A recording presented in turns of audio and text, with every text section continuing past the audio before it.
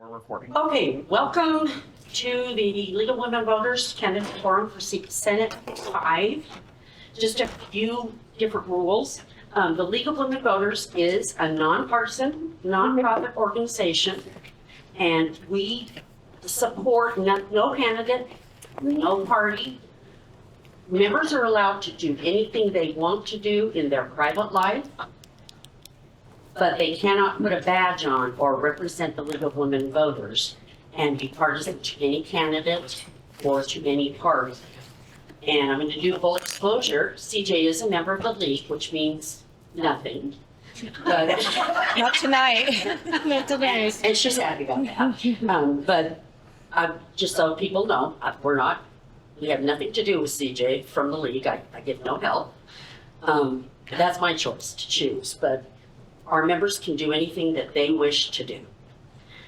We will ask appropriate public questions if anyone has any, and Arlene's running around with some cards if you would like to have any questions. We do not take derogatory comments or any question that is geared toward one candidate. If they're similar to the ones we have done, we will try to combine them so we don't waste time on the same topic. Candidates, we are looking for answers that go straight to the point. You have 1 minute to answer, get to the point. No fluff, no derogatory comments. We don't want derogatory comments from the audience, well, we won't put up with it. From the audience or from candidates, tell us what you are going to do, not how much you hate your opponent, not how much you hate the candidate, whatever. Focus on what you are going to do. That's what we want to know. I want your strategy and I want your plan, and in 1 minute, you don't have a lot of time to spit it out. The League does not support that, so make sure that the audience does the same. We do not clap until the end, unless there's something hysterically funny like a man dancing. That happened on 2 nights ago. Monday. It was like, what? I promise I won't dance. He didn't ask me to, or it would have been frightening. We are focused on the campaigns of these two people, not their personal lives, not what they've done when they were 16, whatever. We want to know what you're going to give us as citizens of Weber County. We have a program called Vote 411. If you go to vote411.org, you put in your address and you will pull up the candidates that you will be voting for. It will have questions asked of the candidates and they will have answered. Both of these two have answered the questions. It gives you a little feel for, what candidate is about. The other good place to go and find out what their platform and policies are is their own website. So Vote 411, and I think we have everybody in Weber County that is in a primary has answered the questions. Even some who aren't in the primary. If you have children who are 16 or 17 and they need to register to vote, they can't vote until they're 18. If they turn 18 before November 5th, they can vote in the primary. But if you take this QR code, you can pre-register them. It's the only website that does not make you have a driver's license or an ID. You put your last 4 digits of your social security number. So that's good for kids. So if you need any, they're back there. I also understand we got this in our ballots. I haven't got my ballot yet, but what happens is in 2029, with the elections for 2029, you will not get a mail-in ballot unless you opt in. If you take this card and you put mail-in ballot and mail it back, you're done. It will be in the 2028 elections, so make it a point to do it while they've given these to you. Otherwise, you need to re-register and go in and change it so you get a mail-in ballot. Please realize if you choose mail-in, you can also go in personal. So you're opening up your doors. So get these back in if at all possible. So you make sure that you do get that opportunity. And pass the word to people. Okay, the ground rules are you'll have 2 minutes to introduce yourself. And then you'll get some questions that have been designed for this Senate race. And you have 1 minute to answer those questions. And then at the end, 1.5 minutes to tell us how wonderful you are. We adhere to the time. I will come over and beat you with the mic. No, she'll have the mic. I'll come over and beat you somehow. And if you go over your time, your timers are right here. They'll hold up a pad that says 30 seconds and stop. Wrap it up when the stop goes up. We are FaceTiming, or it's not FaceTime, live streaming this on our Facebook page. I will send these guys the link to the Zoom video, and I'll post on the Facebook page how you can see it on YouTube. So it'll be everywhere, okay? Do you two have any questions before I beat you to death? Okay, we go back and forth. It's great fun when there's only two. But we'll start with CJ, 2 minutes to tell us how wonderful you are. Thank you, Terry. Let me know when we start, ladies. Oh, they'll just start. Okay. Greetings, I'm CJ Hernandez, and as your senator, my priorities will be 1, tackling affordability crisis, 2, protecting our environment, including saving the Great Salt Lake, 3, fully funding our public schools, and 4, listening to voters. I'm running because none of these things are happening right now, or they're happening so incrementally that it's not making an impact. I have the skills and experience, which I'll explain through this town hall, to accomplish these goals. My colleague and I share similar values, but what I bring is experience to build the coalition wide enough to win this seat in November. So my life experience makes it easy to connect with voters from all political persuasions, across generations, across economic status. I was raised in Weaver County with 2 sisters by a single mother. And I've raised a blended family of 5 young adults. A couple of them are here tonight, ages 18 to 34. And for decades, I have served our country, both locally and abroad. I started right here at Hill Air Force Base and worked 7 years as a contract negotiator, then 3 years cleaning up our bases overseas in Germany and Italy. Following that, I served as a diplomat for over 20 years in 8 different countries, leading diverse teams, managing large budgets, and also completing the mission. I worked in immigration, national security, human rights, and also in some of the most complex environments in the world. But I've worked across cultures, language, and political systems. Then I retired and came right here and went to work for Ogden City as a diversity affairs coordinator. And I'm also investing in mentoring the future of Ogden and students here. I am a volunteer on the National Advisory Council at Weber State, and I also support the Masters of International Affairs. Again, we're looking to build strong communities through trust, collaboration, and service. Told you I was going to beat you with this. Hey, you're starting with it. I can't see them. If you guys could move to the center, that would be great. Oh, come up here a little bit. Yeah, I can't see you. I'm trying to eye contact. Sorry, ladies. Yeah. I'm glad you caught it. Now maybe don't. I'll let them get settled. Yeah. No, stay right there. No, just move this chair. There you go. Can you see now? Definitely. 'Cause I'm kind of like gearing toward the crowd. Yeah. Okay, let me know when you're ready. Okay. Yeah. You start, and that's when I'll hit the button. Okay. So, Well, thank you everybody for being here. It is such a great opportunity to speak to you on a Wednesday in summer. Thank you for taking the time to spend the evening with me. My name is Dakota Wurth. I'm also running for Senate District 5. For those of you who know me, know that I'm a city council member in Clearfield, where I'm the youngest person to ever win an election and Davis County's first ever openly gay elected official. Professionally, I've worked in county government for the last 5 years. Right now, I'm the deputy director of the Davis County Recorder's Office, and I've also ran all of the county's affordable housing programs. I serve on a variety of local and state boards, supporting firefighters, mosquito abatement, and the Olin Walker Housing Loan Fund appointed by the governor, because housing is our most existential issue, and it's where I have the most professional experience working on Utah's most critical issues. And frankly, we will likely agree on 90% of the things here today. I think things that differentiates me is that I've won an election. I've done it by being unapologetically progressive. And I've built the coalition already that it's going to take to reach those new voters and energize people who sit out elections. I'm really focused on better representation that gives a voice to the voiceless. It's what I've made a career out of. Has always been core to my ethos. I always consider myself the big guy that stands up for the little guy. Someone who's fiercely willing to take a stand and fight for change. And that's what I will do in the state Senate. That's what I've done in my professional career, with what I've done on the city council.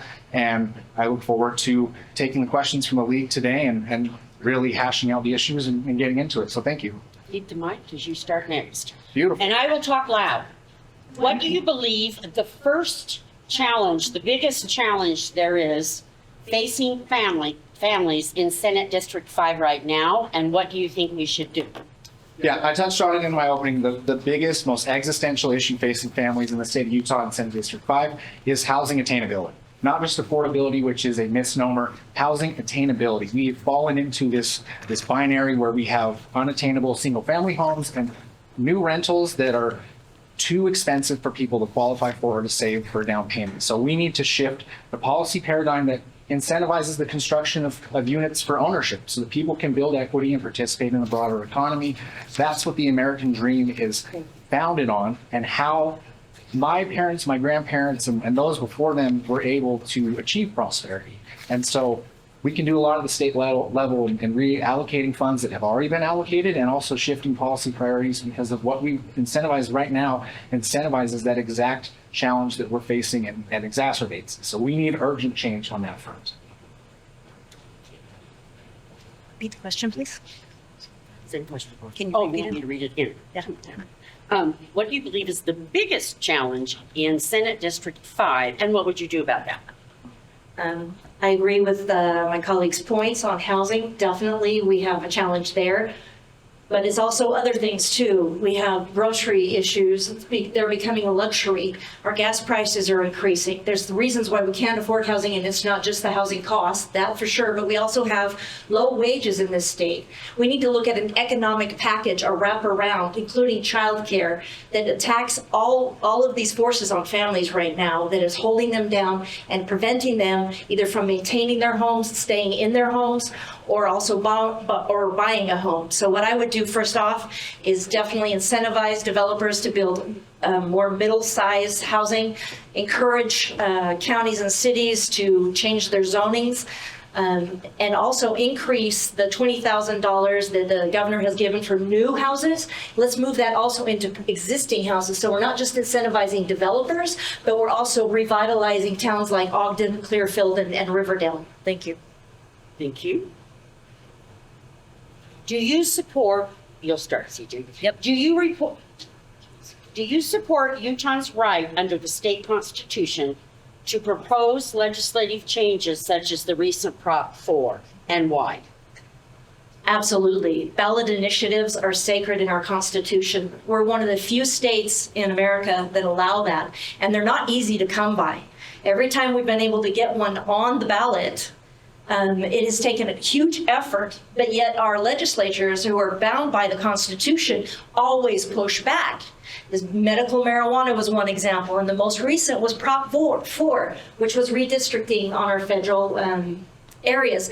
And the issue is why. They do not want to give up one dime of power. They think they know better, and there's not enough voices, multiple voices around the table. With an 80% one-party rule right now, it's hard to get a voice in. We need more voices at the table, including this one in Senate District 5. So I also am in full support of citizen initiatives. I think that's inherent to a productive democratic process in the state of Utah. And just every time they move the goalposts to make it harder, to make it more expensive, to deter people from dare challenging the power of the legislature, I'm filled with so much hope that we as people, when we are well organized, can make systemic change in our state. Whether it is Prop 4 or the referendum to repeal HB 267, it shows that this is a state that is not under tight Republican control. It is a state that is under the control of people who care about each other. And we are running as Democrats to flip a seat that hasn't been blue in 30 years. And we can galvanize that same type of energy to accomplish electoral wins, not just wins as far as reforming our government. We can reform it with representation as well, with that same energy. So I think it's beautiful when that happens and we succeed in that initiative. Excellent. What should voters do when they are not being represented and the public process is not being followed? What should a voter do? That is a great follow-up to what I just said. Voters, when you are not being represented, should organize, and you should organize effectively. Because what we see, whether it's gerrymandering, which is cute, isn't it? Or it's public opinion that's not sought well, and data center decisions in Box Elder made by unelected boards that don't take public input into the process. We've seen exactly how powerful that public pressure is in the face of that backlash. The governor has issued an executive order pulling back from that. Stuart Adams has done the same. We are at our most powerful when we are united. Good governance is not partisan, but good representation can be changed through those electoral wins.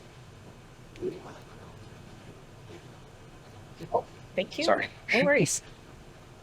So what should voters do if they're not being represented? A, vote them out. That's what we're here about tonight. Right here is a chance in Senate District 5. This is the most flippable seat on the ballot this year. We have a real shot at it. I'll go through the numbers a little bit later, but let's start right here. And there's other great candidates running in Weber and Davis County as well. Some of them are here tonight. Support them. Let's push them forward. But I'll tell you what, when you piss off a Utah, they will let you know. Utah nice only goes so far, and we've seen it in the last year or two. It's not only at the national level issues that are dribbling down, it's right here at our state. We see deals being done behind closed doors, our resources being sold off, and basically taking our soul. So community first, let's get a seat at the table in this seat right now.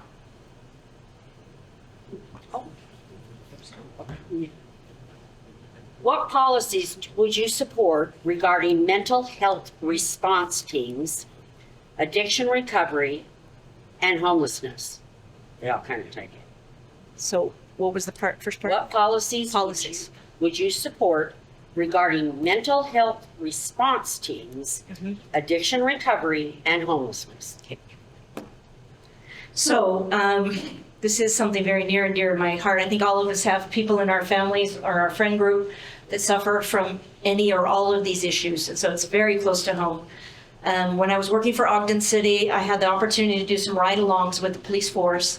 And I tell you what, they are pretty awesome. And they would get to a situation where you could see very clearly this isn't a criminal activity going on, but somebody was either having an episode or just spiraling out of control. And they would call Weber County mental health folks, and then they would come out. And so you would take the weapons and the enforcement type mentality out of the equation. We need to do more of this. Also with addiction, we need to look at how we can help people recover or prevent them from getting addicted in the first place. And then homelessness is a whole other thing. I've seen some really positive things here in Ogden with police engagement and also the NGOs and community support for that. We need more of that, but more of our resources need to go here instead of prisons and ICE detention centers. Thank you. Could you read the question back to me real quick? What policies would you support regarding mental health response teams, addiction recovery, and homelessness? Thank you. So these are all very complicated issues, but the crux of that issue is we have a really big funding gap for a lot of these solutions. On the city council, I work to ensure that we have a community mental health police officer who's not uniformed and is out to respond to calls for mental health crises.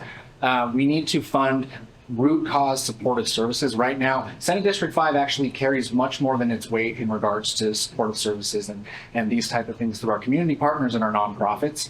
And in Davis and Weber County, we need the funding to address the issue. It's a funding allocation issue from the state so that we can have those on-site supportive services for people who are experiencing homelessness and need to get to transitional housing and then on their feet. And we also need the funding for people to have that lifelong supportive services that we really just don't have in the absence of state level funding that our community partners really can't keep up the demand for.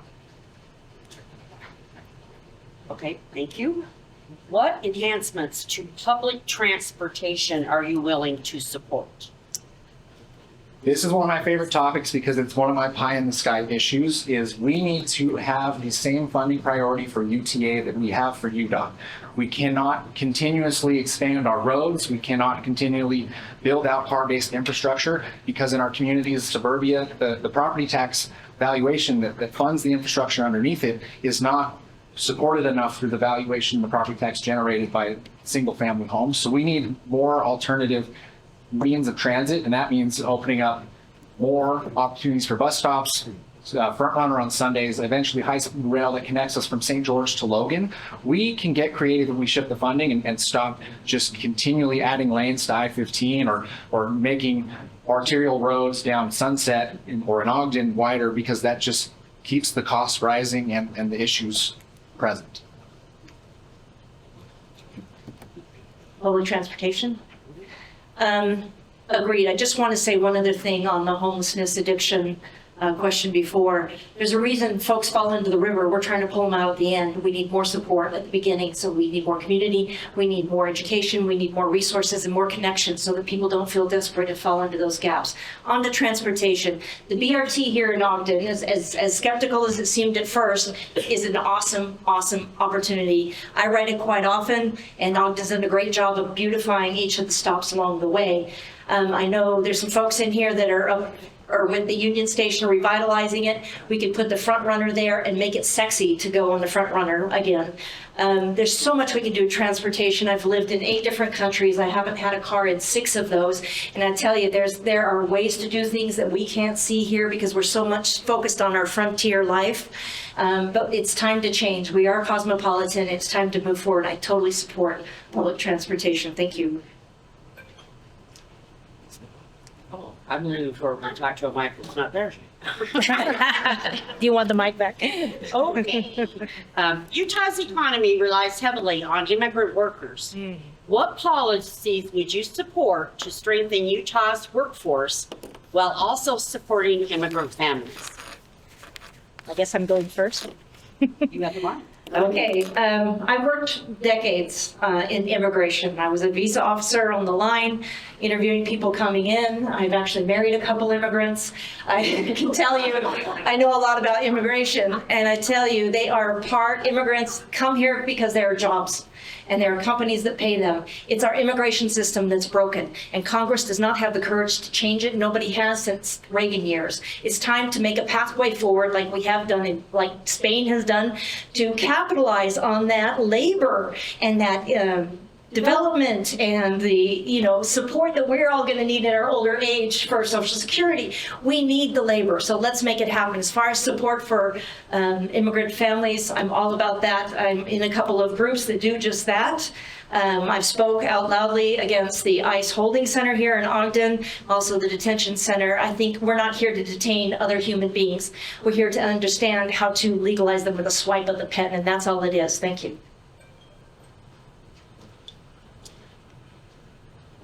So in regards to immigration, we do have a problem, especially when it comes to working families too. Like we need to raise the baseline. When rising tides raise, so do all boats. And frankly, I've been working with Councilmember Flor Lopez to try to expand Ogden's Pathway to Citizenship program outside of Ogden into Clearfield and to surrounding communities. We need more accessibility on the front of who can access services and even get that, because like a lot of places don't have Spanish speaking individuals in their workforce or other languages, and really taking that initiative and ensuring that ICE is not in our communities because they don't belong here. And in Clearfield and Ogden, which are some of our most diverse communities, it puts fear into really hardworking families who just want a life here and an opportunity to succeed. And they're the hardest working workers that we have, period. I feel sometimes that they have more patriotism than people who are born here. And we need to shift that paradigm and support the people who are the backbone of our community, who own businesses. And thank you. I mean, it comes up quick. It does. Trying to figure out how to put these together. Regarding the data center, should MIDA exist? If so, should it continue to have the authority it has, or should it change and how?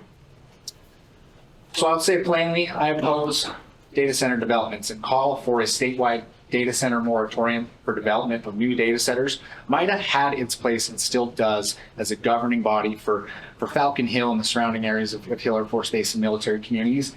It needs drastic reform. Any community that MIDA is operating in should be represented through an elected member of that body. This should not be an independently appointed board because there is no accountability for the people, especially like in Box Elder or even some in Wasatch County when they go into Deer Valley and do projects there. The core of our process means that people should be able to call for that accountability through an election and get new people in place. And the only way to do that is to elect a new governor who has the political will to clean house on that board. That's not the way decisions should be made, especially land use decisions and resource decisions. MIDA needs drastic reform immediately. Can you, one more time? Sorry, I know you blend it together, but. Okay, do you believe that MIDA should exist? If so, why? If not, what changes should be made? So I actually worked on base when we were going through the last base realignment closure session. And there was a reason for mine, and then definitely it was to help fast track some of these around the base ideas and development, including Falcon Hill, which my colleague mentioned, which I started that process in the public-private partnering office. However, it's gotten out of control. It's gotten too much power. We have our legislators are on the board, which is a conflict of interest in my mind, and then they donate back to campaigns, as we've all seen. So I'm for either reestablishing it, wiping it out, starting again to build public trust. But whatever we do, we need to ensure that all of these processes, when it deals with our land and our resources, are public and transparent, and we all have a voice in those discussions, that it's not behind closed doors and with billionaires from other countries. Thank you. What is your opinion of school choice programs, including the voucher program, and why? So I'm pro-public education. My mother was a public educator. I went through the public education system as well. It's the access for everyone. It levels the ground for everyone. And I'm all for school choice, but not for ciphering funds from public money and public schools to private institutions. There are other ways to do that if you want to put your child in private education or homeschool them. There are grants, there are resources. I do not believe that our public money should be paying for anything other than public schools. You asked my opinion, and I frankly hate the voucher program. I'm a product of public education. I'm a first-generation college graduate, and District 5 actually has a community that's suffering directly because of the voucher program. Sunset City has had to close a large proportion of their public schools because of the funding leaving public education and being shifted on the tax burden towards property owners. It's not sustainable. It makes it so that young families can't stay in the communities that sustain those communities, and then forces the closure of schools. We get worse outcomes and a consolidation of access in the hands of wealthy people or places where people don't even live, but they send their kids anywhere. You know, it's not an equitable solution, and we get really good outcomes out of our public education system. Now imagine if we fully funded it. That would be amazing.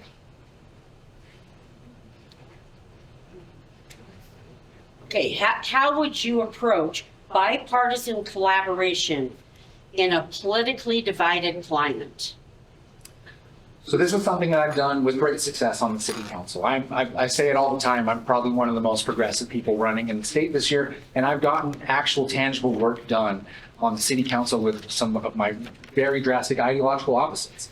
A lot of the issues facing real people and working families, if tackled correctly, are not deeply partisan, but they are deeply powerful. If you can speak to our conservative counterparts in the legislature in a way that brings them on board and gets us to a baseline of, hey, we need to act on this issue because our constituents are suffering, then they, by the nature of what this government is set up to do, have to be responsive in some way.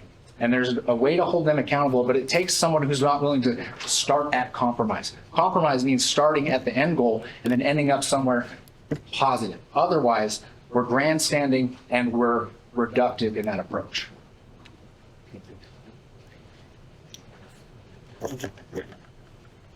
So Again, diplomacy requires collaboration and understanding what the other side wants and put it on the table. I've been trained in this. I've performed in this area with people who didn't even speak my language or have the same country as I did. You have to understand what they need and use your good offices to bring them to the table. What is it that you can provide for them? What bills are they working on that are important, that doesn't compromise your value, but that you could throw support behind? Step one. Step two, bring them to your office when you have the group of concerned citizens talking about these issues. Show them these are real people, not paid protesters outside the door. There are ways to blend and bring people along. We're all human and we all have a way to connect. And I've done that for my whole career. Thank you. We'll kind of stay on the same topic there. The Utah legislature mandated significant security requirements to public schools without any funding. How do you expect the school districts to pay for these new requirements?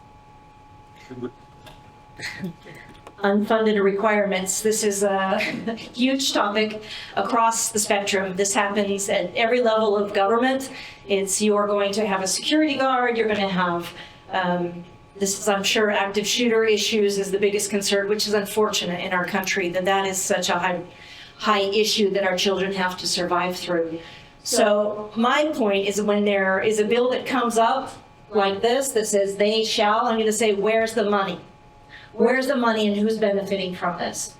And that's going to be my focus, is if we're going to pass down anything to schools or cities or counties, there better be some green attached to it, or there better be a cut from another program to be able to support this, because you can't work with nothing.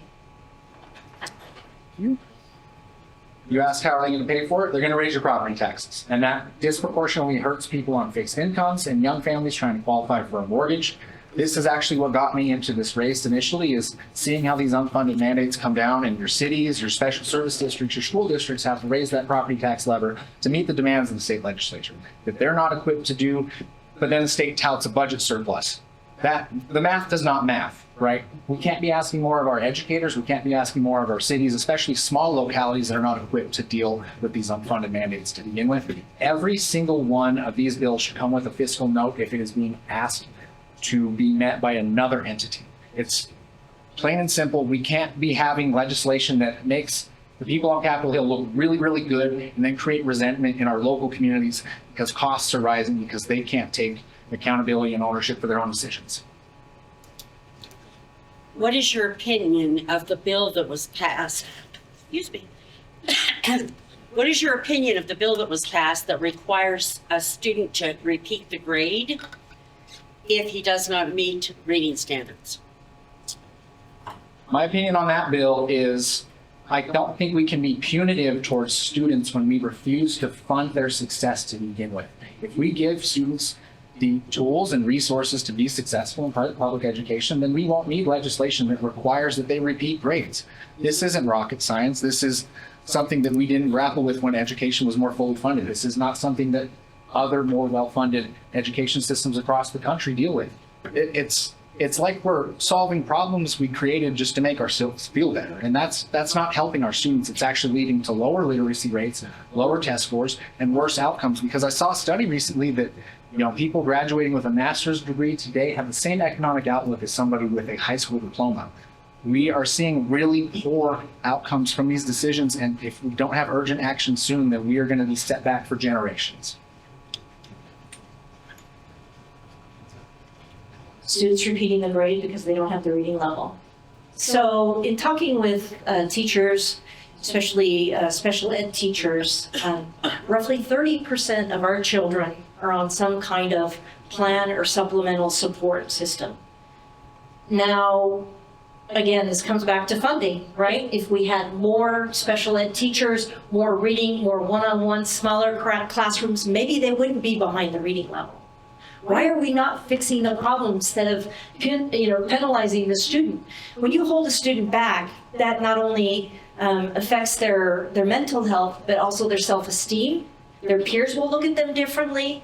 And who knows if they become more successful in the future anyway because of that big obstacle that they had to overcome. So again, fund our schools. Quit cutting the income tax, which is supposed to fund our schools, and quit using the vouchers that siphons off this precious resource. Okay. Air quality and water conservation are major concerns in Utah. What specific environmental policies do you support? Air quality and water conservation. Let's start with the Great Salt Lake, because this is the biggest elephant in the room. I would start by putting a legal limit, a healthy level of 4,200 feet above the sea level is what scientists say is healthy. Right now, we're about 6 to 7 feet under that, which would take 7 million football fields of water, 1 foot deep, to refill it and restore it. I don't think $1 billion is going to do that. We've been diverting water for the last 180 years since the pioneers came over the mountaintop. We need to figure out how we got here and how to fix it. It's not just a couple of dry years. So because of that issue, we're having toxic dust and increased inversions. So Salt Lake, Great Salt Lake, number 1. Number 2 has to do with air quality. Why are we not cracking down more on the big polluters? Why do we not have a stronger no idle policy? Those are the things that we need to look at is containing that. Third, water conservation. We are all asked to not water very sparsely, like twice a week, but then we see the sprinklers going on in state facilities all the time. So let's talk as a whole. So in regards to air quality, I think we have some core priorities at the state level before we address the challenges in front of us, and that's air quality, water conservation. And I think we need to get back to prioritizing investing in renewable energy sources, incentivizing people to take alternative modes of transportation, because some of the biggest polluters are transport, and public transportation is a component of that. And then, incentivizing agriculture and industrial use to use less water, but also residential and municipal use is about 1/4 of our water usage as a state. And we can have state level incentives that make it easier for people to transition their landscaping that they don't need and can't keep up with because the drought keeps killing their lawns. And we can also have state level action that improves our infrastructure, our aging infrastructure. In Senate District 5, we have a lot of World War II era water infrastructure that seeps actually a lot of water into the ground and doesn't make it back to the Great Salt Lake. So having infrastructure as a priority will be a net benefit for water conservation.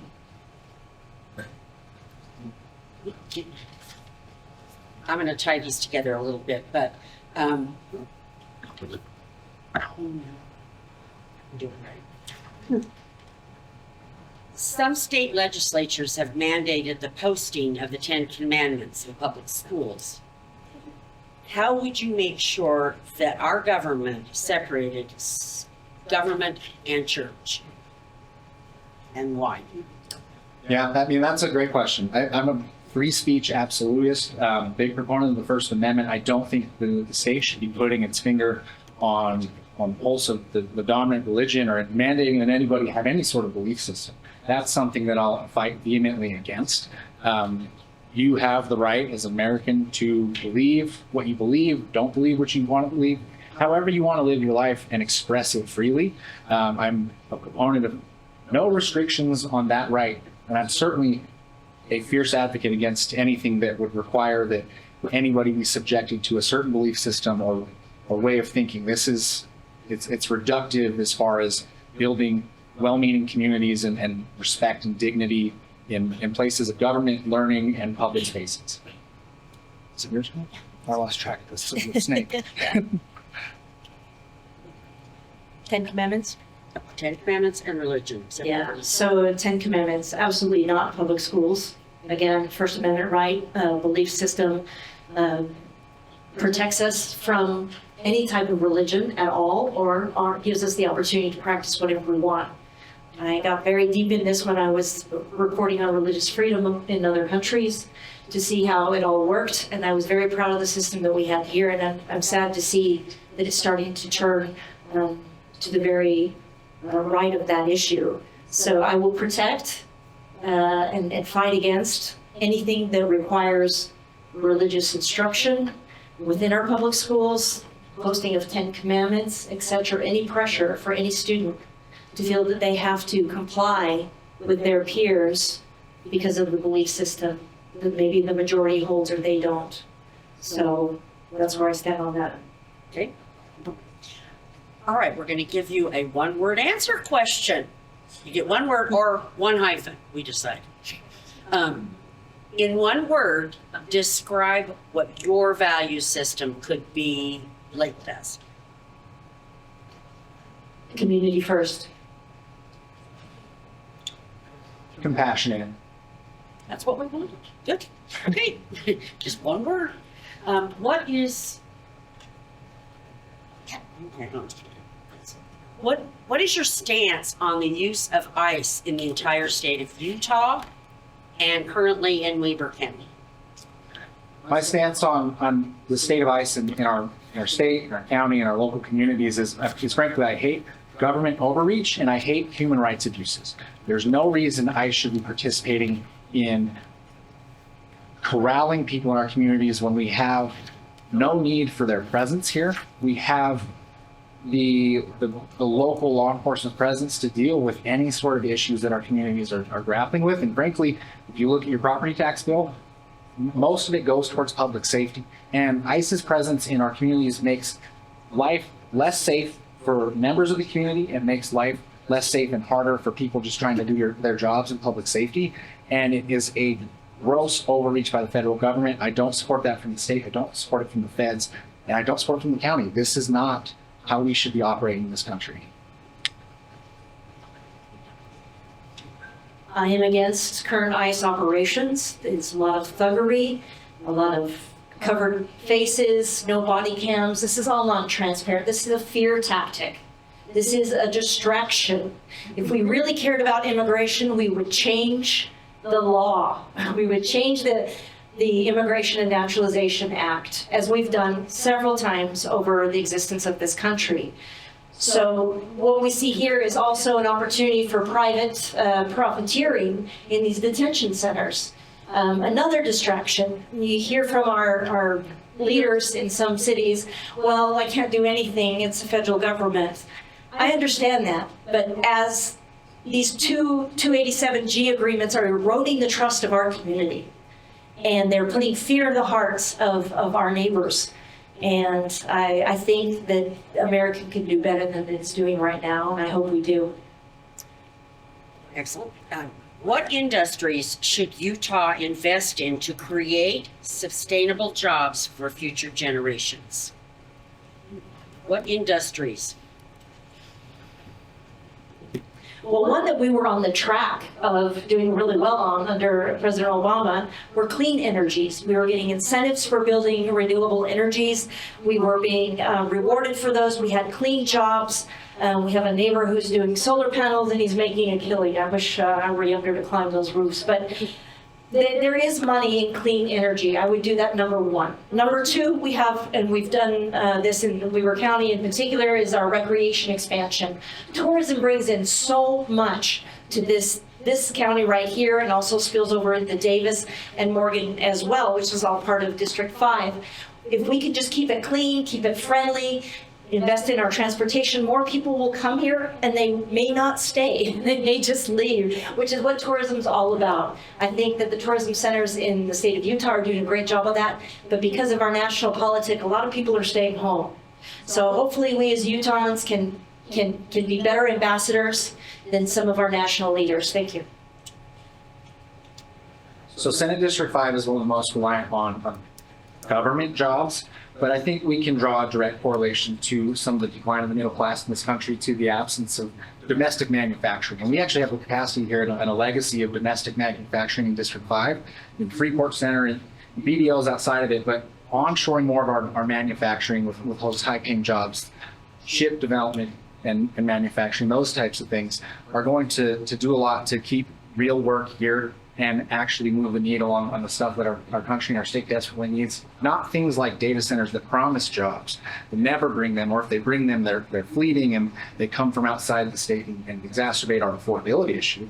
And frankly, we need to improve worker protections and rights and pass a prevailing wage law that ensures that people that do work here that are getting exploited by their employer can get paid the wages that they have earned and deserve. Okay. What is your position on protecting Medicaid and access to affordable health care? Yeah, so my position on that is absolutely full throttle protecting that, but I'll take it a step further. We won't have any real progress on healthcare until we have a universal solution. In the absence of a federal universal healthcare single payer system, is we can take that initiative and shift that funding at the state level. Healthcare is one of the things that holds families back the most. I'm a type 1 diabetic. My husband's a type 1 diabetic. If we didn't have access to healthcare, it would cost us hundreds of thousands of dollars a year to maintain our current prescriptions. And I know that reality impacts a lot of people with chronic issues, people who want to have a kid, people who are retired and don't have that same sort of income stream to keep up with what their premiums used to be. And it's just, if we're serious about supporting families, we need to ease that cost burden on healthcare and on childcare so that people can actually start getting ahead instead of getting by. So, healthcare. I believe healthcare is a human right. I've lived in other countries where it is guaranteed, and we can figure this out here. And if we can't do it at the national level for politic and divisiveness reasons, we can do it right here in Utah. We have good groups who are working on this now. Utah Cares is one of them. Single payer options. The challenge is if people don't have health care, they don't go see a doctor, and then things get worse, right? Preventative care is more than half the battle. If you can take care of yourself, and getting people in there to do that, they have to have that little card, right? It's almost like a privilege card these days. But the other issue with healthcare has to deal with, especially after a young family has a child, is they need some family leave policies built in. And I think that's part of mental health care for both parents. We should be able to encourage both parents of both genders or same genders to be able to spend quality time with that child and make sure that they get off to the right start. What is your position on the use of technology, Chromebooks, computers, and AI in schools, and why? So technology is here. It's not going anywhere. Neither is AI, as much as we want to fight it. I know there's been hearkening back with the current generation, the younger generation, to reading hard books again. And touching paper and sitting on grass, which I think is wonderful, because I think we have really suffered under a mental health crisis because of the screens that we spend so much time on. However, we are not going to stop what's happening. This is the future, and we are competing as a nation around the world, and we need these tools, but I think we need to use them smartly. I was very much in support of the no phones during the school day, during class in schools this year. I think that's very smart. Kids have a hard time focusing anyway with all the other things going on in their bodies and with their friends. Having that screen put away so they can actually be in the environment is very healthy, and I hope that we continue with those types of practices. So technology certainly has its place in education. Like, I learned how to use a computer. That was integral to giving me the skills to succeed in the workforce when I inevitably graduated. I am not a proponent of AI, especially generative AI being present in our schools and having access to that for our students. It's reducing critical thinking ability. It's making them take shortcuts to achieve things that they otherwise need to learn, to overcome and get the repetition in to actually be set up to succeed. But I do think restricting their access to phones is a good idea at face value. And analog use cases for like writing down your answers and taking tests on paper is clinically proven to improve retention. But we have to pull the pendulum back a little bit so that kids are getting accustomed to learning in a more analog style without taking those shortcuts. We can keep up with new technologies and keep kids educated, but we don't need to do it in a way that, really detracts from their learning experience. Okay, how do you believe that unions affect wages and benefits for Utah workers?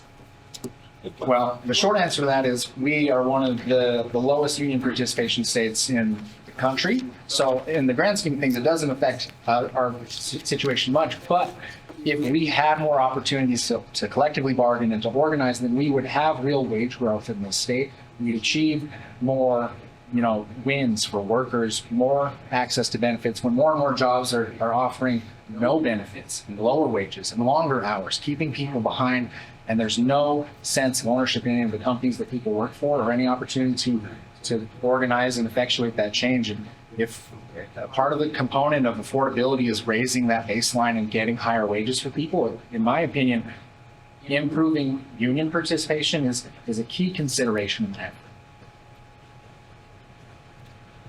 Oh, sorry. I keep losing track of the snake. Okay, So unions, yes, I'm a big fan, and you can tell that Utah is very low in union participation. I think it's under 4%, because our minimum wage is still tied to the federal minimum wage of $7.25. When we have our neighbors next door in Colorado at 14, you have Arizona at about 13, 14, Nevada at 12. So why are we stuck there? It's because we don't have enough unions to fight for us. Unions and living wage is not anti-business, okay? It's pro-worker, pro-family, pro-economy. When people can earn enough to cover the basics, they can spend money locally, and they rely less on public assistance, and they build stronger communities. Instead of having 2 jobs, parents can now just maybe have 1 and then spend some time with their children. Imagine that. The other thing is I would be very much in favor of incorporating union labor in a lot of these development projects that we have in Utah, actually putting it right in the contract. We did this in the federal workforce as a contracting officer. We had to have, sorry, I'll stop. See, I did it. you did it. Oh, you guys Yeah, I know. It must be you. It is Pass the mic. said that the legislature seems to target, her legislature seems to target certain groups of citizens. How will you help to ensure that that does not continue to happen? Are we talking about culture wars, or can we get clarification on that? Just certain groups of citizens? Certain groups of citizens. I'm going to take that as cultural wars, especially our trans community. Seems that every single year, the first 2 or 3 bills that come out have to deal with which bathroom people can use, what type of medical attention they can get, and it's infuriating. These are decisions that should be made between a person, and if it's a child, between their parent and a doctor. I'm tired of this attack on the less than 1% of our population that already struggles with fitting into this very hetero world. I'm very much in favor of the LGBTQ community. I have family members in that community as well, and I will fight for them every single day. I'm tired of these culture wars. I think we need to get down and do some real business. Thank you. Yeah, I'll say, I think the legislature spends more time thinking about queer people than I do when I'm married to a man, which is fascinating because there's people with real needs and real issues that they're not doing work on in the absence of that. And you asked about how we kind of impact and make them stop doing that. Well, they can hide behind the supermajority right now. That enables some of the worst in the majority caucus to feel really comfortable never passing meaningful legislation, but passing 1 or 2 bills every single year that makes life really hard for communities like mine. Communities where I've watched friends take their own lives, put guns in their mouths, who were grossly talented and has had so much to offer the world. And we used to do things the Utah way with compassion and care for our communities and our neighbors, and it's fallen into such vitriol that our legislatures are almost proud of it.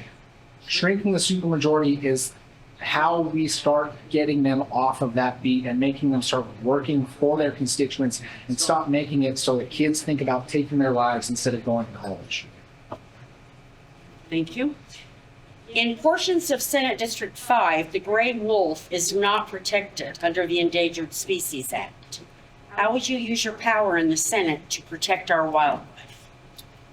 That is a great question. I grew up as a conservationist. My dad was a hunter. I'd go out with him. I never really much cared for actually shooting the guns at the animals, but I enjoyed being with him. But he taught me this great appreciation for leaving places better than you found it. And that meant not just for him as a hunter to kill for sport, but to kill to help feed our family.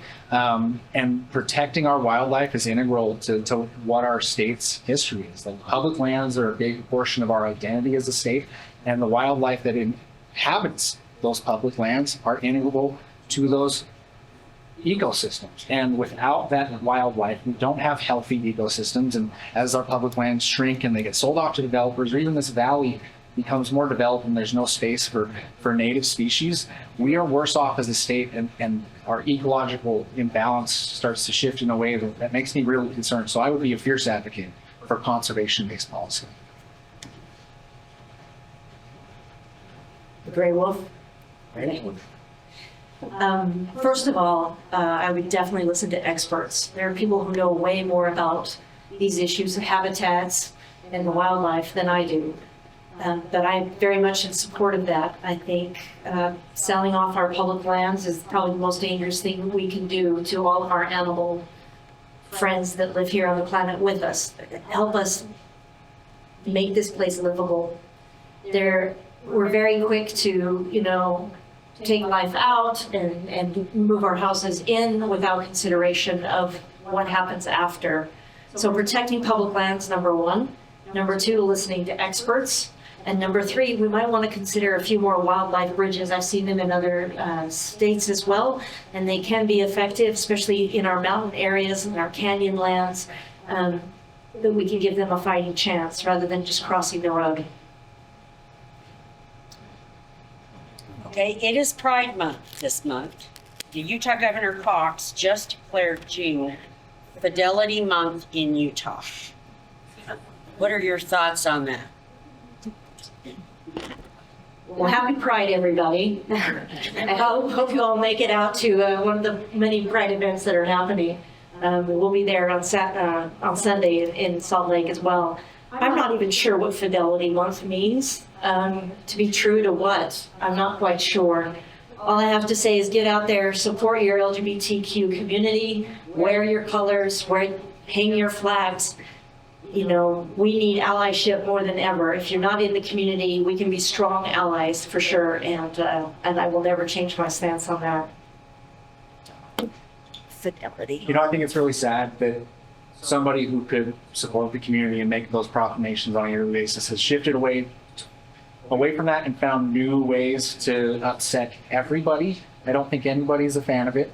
I think it's kind of a slap in the face to make the insinuation that queer families and queer people don't fit the values of the proclamation issued. I think we embody them just as much, if not more, than a lot of our straight counterparts. But that's not what it's about. It's like when you are an elected official, you represent every member of the community. I do not care if they voted for you. I do not care if they look like you, believe like you, love like you. It is your responsibility, especially if you set a precedent of supporting those people through policy or through symbolic measures like the governor has done in years past. I am really tired of people being completely feckless or running away from things that they used to support. Integrity matters. Having that strong constitution in your values and supporting people is a baseline for public service. In many of the committee meetings that are held during the legislative session, when the public talks during public comment, they are often belittled and treated very badly. The Oversight Committee are currently members of the legislature. How should this behavior be handled? I think it's patently unacceptable. I spoke in committee 4 times during this past legislative session to patronizing remarks from some of the chairmen in various committees. I think there needs to be some level of recourse from the public or from their peers for people who are unwilling to afford the dignity, for people who make the time out of their day in the middle of the day at sometimes really poorly noticed committee meetings, so they show up so they can speak their mind, and to be met with such apathy and indifference. It feels as though almost the decision's made and also like calcified by the public comment. It's unacceptable to treat the public like that, whether it's in committee meetings or in public comment, in city councils, county commission meetings, or elsewhere. The public deserves dignity, and they deserve to partake in the process.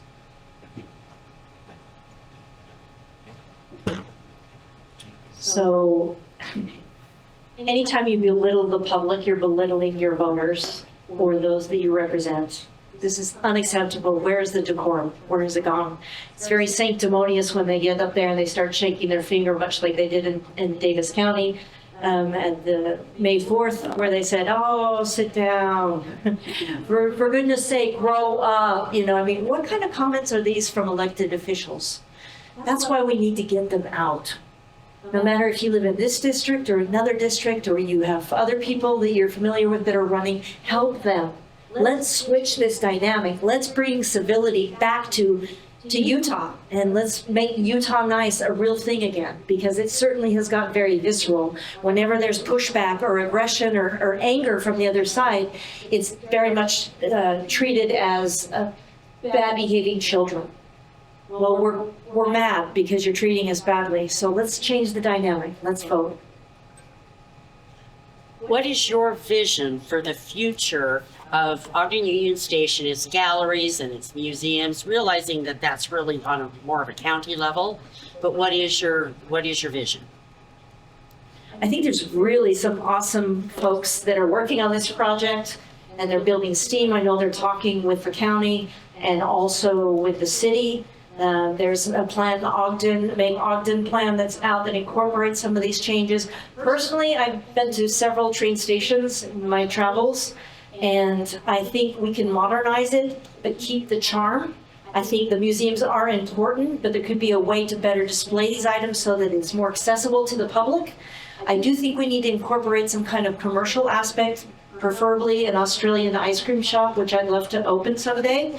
But the Union Station is the gateway, can be the gateway into Ogden, and it's not being used that way. It's closed a couple days a week, and the hours are kind of hard to get into, and we're relying on volunteers, God bless their souls, to show people around. But we can turn this into something a little bit more substantial and more prominent to show the pride that we have here in Ogden and our history with railroading.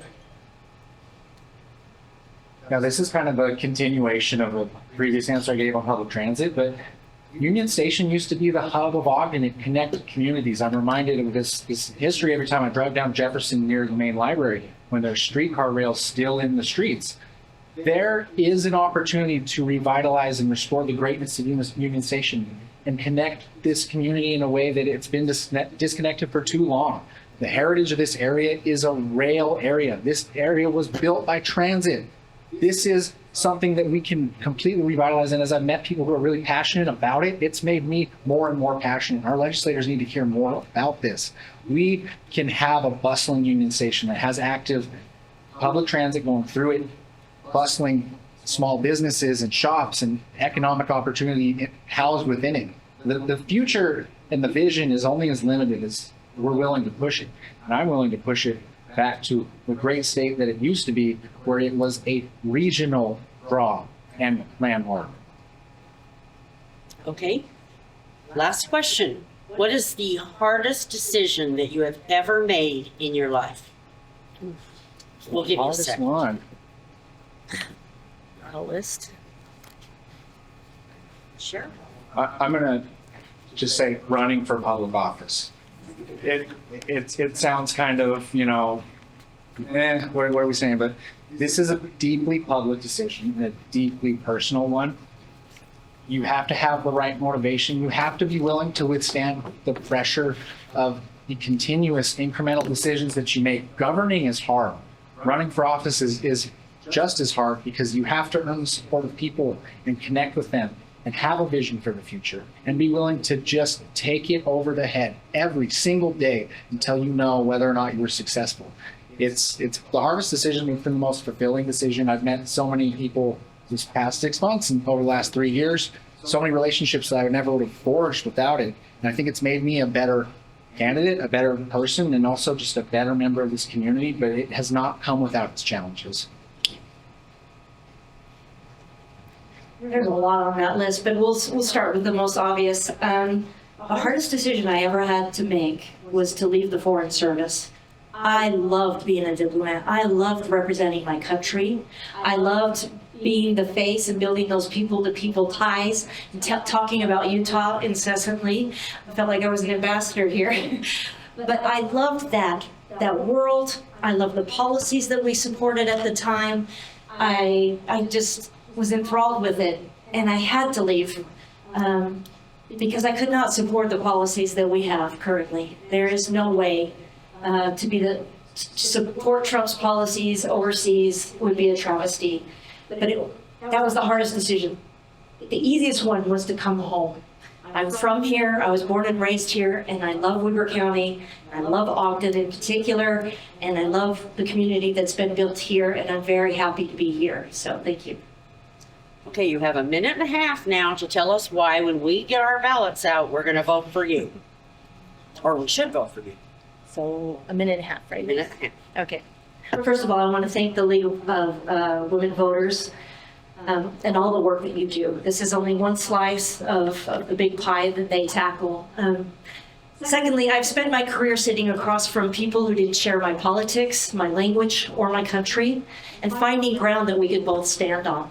I've answered for every dollar of taxpayer money that I oversaw. I've worked under 5 presidents and their political appointees of all stripes successfully to carry out the mission. I've come home to Weber County because the families I grew up with deserve a state government that listens to them. My colleague and I agree on the destination, affordability, strong public education, saving the Great Salt Lake. The difference is the coalition that I can build to actually deliver them. The coalition that we need to take this seat in November. In Senate District 5 has 48,000 roughly voters, roughly. Over 9,000 of these are likely Democrats, 13,000 are unaffiliated, and 23,000 are most likely Republican. We need to persuade that middle group to take the seat, but we can do it. And I feel that I have the experience across generations, across financial, economic situations, to talk to anybody about anything without compromising my values. I've done this my whole career. I'm asking for your vote in the primary so that we can take this fight to the opponent on the other side with the strongest hand that we have. So come join us at cjforsenate.com, and I want to thank everybody here that's helped on the campaign and those of you who plan to volunteer.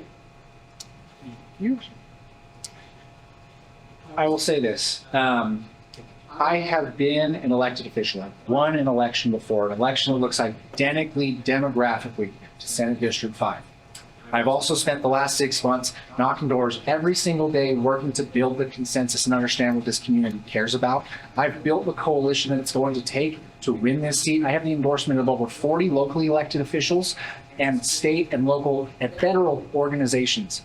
The work that we put in has been recognized. People are excited.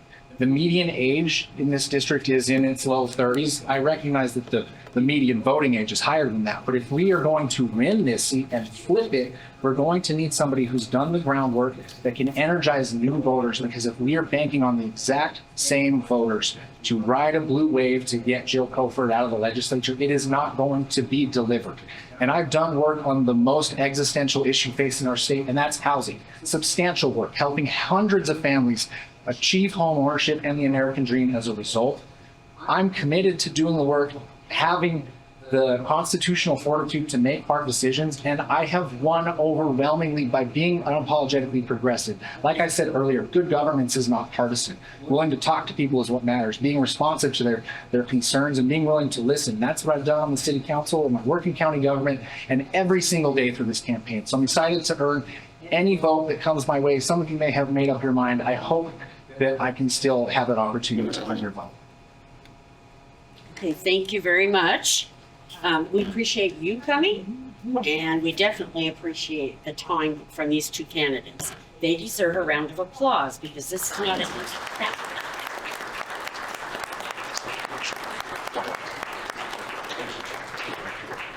Thank you again. Remind you to do 2 things. Look on Vote 411. Make sure you do either, if you want to vote in person and that's all you want for a choice, do that. But vote by mail gives you both.